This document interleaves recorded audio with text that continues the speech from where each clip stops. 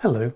Social change, incremental increases to the school leaving age, wider job prospects opened up by education, and the attraction of alternative opportunities offered by emigration to places such as Canada and Australia contributed to reducing numbers of domestic servants in the early 20th century, a trend that accelerated with the outbreak of World War I. Young male servants enlisted. Women went to work in munitions factories and took over in non-traditional roles vacated by men joining the armed forces. According to the Times in 1915, there are large numbers of footmen, valets, butlers, gardeners, grooms and gamekeepers whose services are more or less superfluous and can either be dispensed with or replaced by women without hurting or incommoding anyone. Country Life magazine asked, "Do you have a groom, chauffeur, gardener or gamekeeper who at this moment should be serving your king and country?"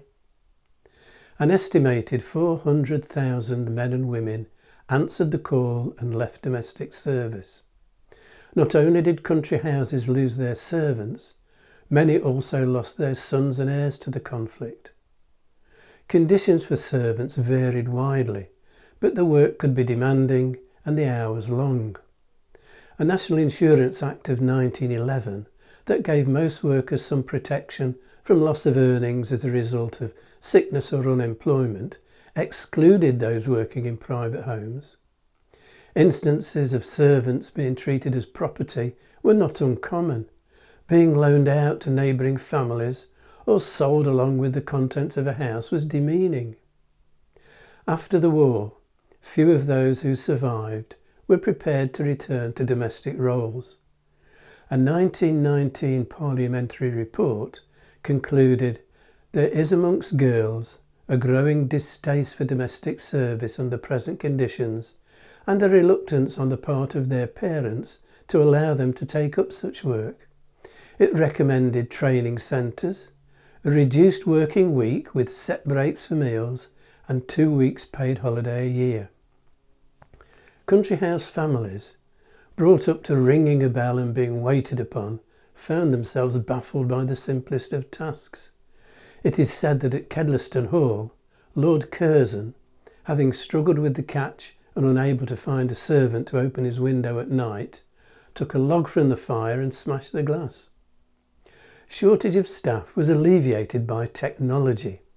Less servants were required. George Kent, who set up a company to make labour-saving household gadgets, had his greatest success in the 1850s with a knife cleaning machine.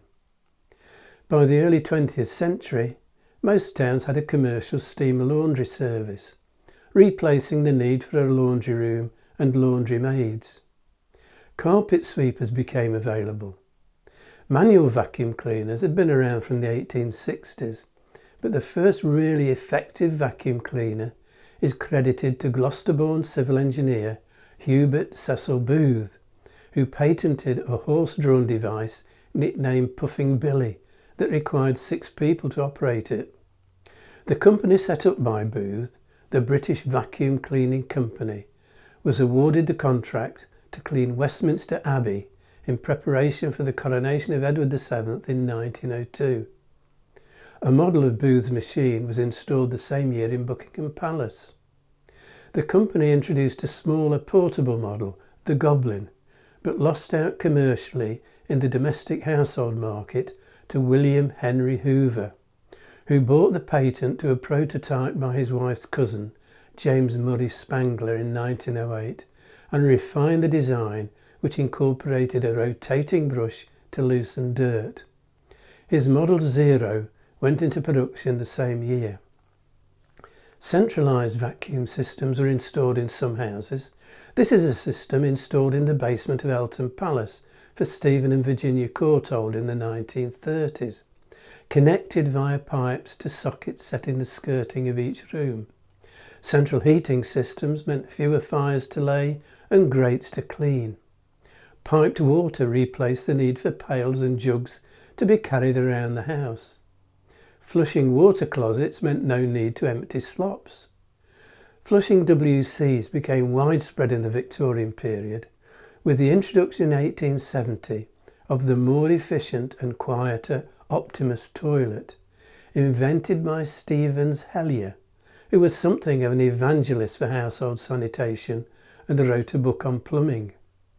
The term loo is claimed by some to derive from Lady Louisa Anson, Countess of Lichfield, who was rude to the children of a house where she was staying as a guest, and who took their revenge by pinning her name card to the door of the WC. Technology created new jobs at the same time as reducing the need for staff. As motor cars replaced coaches and horses, one or two chauffeurs took the place of stables teams. Next time, the economic challenges facing the English country house in the 20th century. If you've enjoyed this video, hit the like and subscribe buttons and click on the notification bell to be informed when the next video is available, or you can subscribe by clicking on the rose window over my shoulder.